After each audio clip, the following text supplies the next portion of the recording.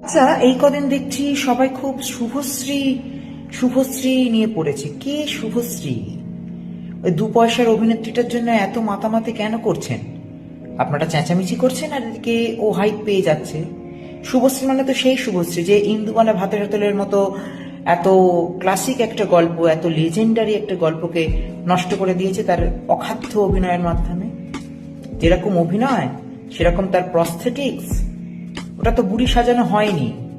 কি অদ্ভুত বিচ্ছিরি মুখখানা, প্রস্থেটিক্স গুলোও করে। তো যাই হোক, কে শুভশ্রী? আমাদের বাংলাতে, আমাদের বাংলা ফিল্ম ইন্ডাস্ট্রিতে প্রকৃত ভালো অভিনেতা অভিনেত্রী আছে কি বর্তমান যুগে?